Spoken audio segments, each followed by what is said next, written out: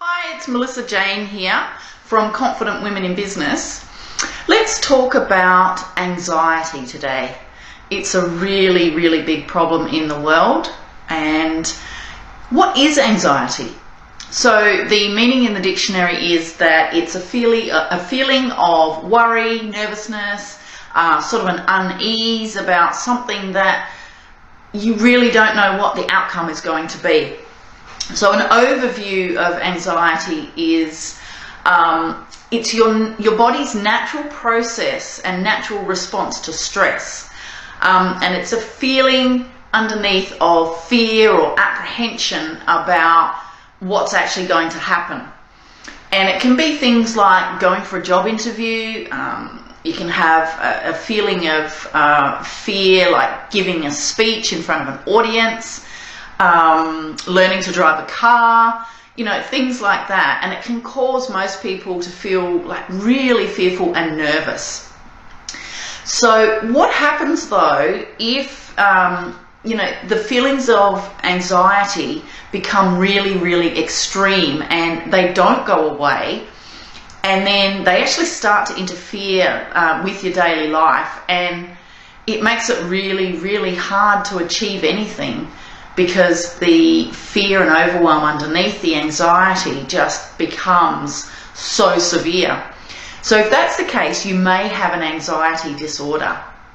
So what is an anxiety disorder? So it's normal to feel anxious, say you're starting a new job or you're going to take a test, something like that. And it's a feeling that comes and goes, but it doesn't interfere with your daily life. Whereas when you have an anxiety disorder, that feeling of fear can stay with you and be there all the time and becomes really, really intense, and it feels really, really debilitating. And this type of anxiety can keep you very, very stuck, and it causes you to stop doing things because the fear just becomes so immense, and you feel so overwhelmed that these things should be really easy for you to be able to do, but you won't do them because the overwhelming fear just raises the anxiety so high, and it makes it impossible for you to actually achieve what you need to achieve. It can just be simple things like what we class as simple and should know it should be easy to do: crossing the road, leaving your home. That can. Continuing on with our discussion about anxiety, it can keep getting worse and worse, and the more you think about trying these things, the harder it gets. Anxiety disorders are very common, and it's an emotional disorder, but it can also affect anyone, and it can be at any age or any stage in life. So what are the types of anxiety disorders that people can have? Now, you've probably all heard of a panic disorder or a panic attack.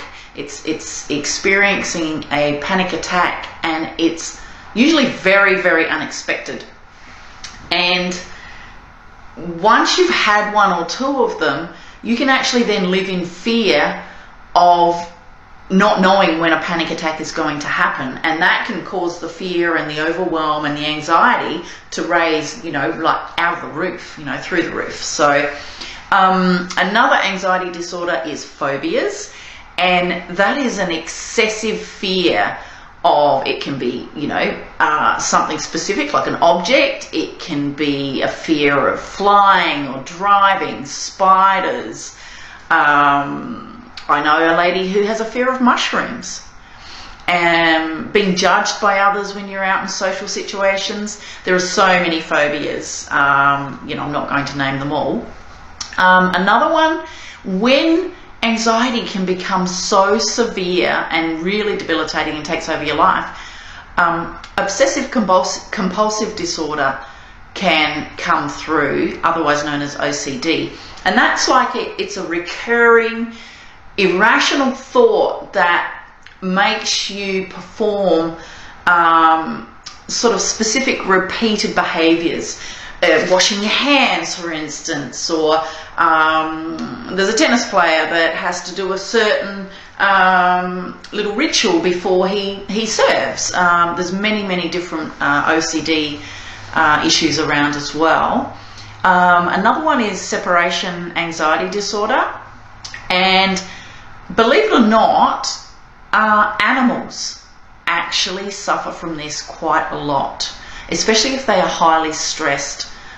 Say dogs, they can really suffer from separation anxiety disorder.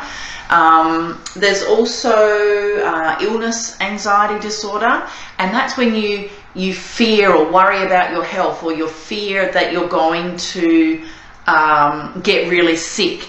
It used to be called hypochondria. And another one is PTSD. And continuing on talking about anxiety, post-traumatic stress disorder is the anxiety that can follow after you've been through a traumatic event. So what parts of our brain are responsible for the fear and anxiety? Now, there's a small part of the brain called the amygdala, and it is responsible for our expression of fear and aggression, but also for our defensive behavior. So if your brain is wired so that it's a fight, flight process. So if you're walking along and you suddenly see a stick on the ground, your brain goes, oh, that could be a snake, and it steps you back, and you're sort of in that flight, jump back sort of situation. And then all of a sudden you'll look down and you'll see, oh no, it's only a stick, and then that fear will drop down. So that's, quickly doing what it needs to do and then jumping back. That's our defensive behavior. And the amygdala, it helps in the formation, and it retrieves our emotional and our fear-related memories that have happened through our life. So what are the symptoms of anxiety? Anxiety can feel very different in different people, which is the same with a lot of illnesses, and we can all experience it differently as well.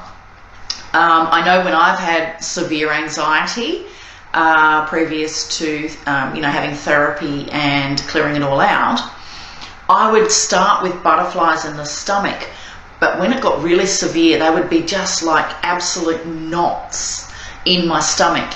But it wasn't just a small fear that just came and went. It would be there all the time. I'd go to sleep with it. I would wake up with it. It would be there right through the day. It really affected me, and it really did feel very debilitating. You can also have like a dry mouth. Your heart can race. There's many different symptoms of anxiety, and there are a few that I can name. You can also feel very disconnected between your mind and your body, like your brain and your body aren't actually talking to each other. And really what has happened is they are actually out of balance with each other, and the pathways get very blocked, or that foggy brain, and so the brain isn't getting the messages through to the body to behave how it should actually behave. Some people can experience like really severe anxiety, and it shows through as panic attacks, sadness. And finally, finishing off the discussion about anxiety today, what is an anxiety attack, and what does it look like? What does it feel like? It's when you have a feeling of like overwhelming apprehension, worry, distress, total overwhelm, fear, but it's really chronic fear. And anxiety attacks can build up really slowly, or they can just come on you really quickly. They can really vary greatly, and even symptoms in everybody can differ as well, because we're all individual beings, and many symptoms of an anxiety don't actually happen for some people, and they can change over time if anxiety continues on and on in your life. So common symptoms of an anxiety attack can be feeling faint or very dizzy. You can get very short in your breath, get a very, very dry mouth. You can really profusely sweat, have sort of a hot, flushy sort of feeling. Your stress levels can go through the roof. Your cortisol, just makes your stress so ridiculous. You can feel very restless, very sort of titchy, distressed, and some people get numbness and tingling, that sort of thing. So what actually causes anxiety?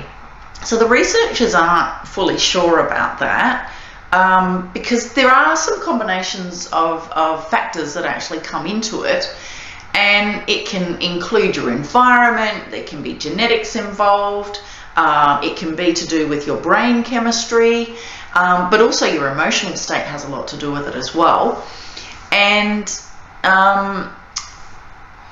there are areas of the brain responsible for controlling your fear, and that can also be impacted as well. So in my study and experience of anxiety and working with clients to release the fear and panic attacks and overwhelm, I actually work with the brain and help you to repattern thoughts and the emotions in the deeper, like really deep parts of the brain that are involved with anxiety.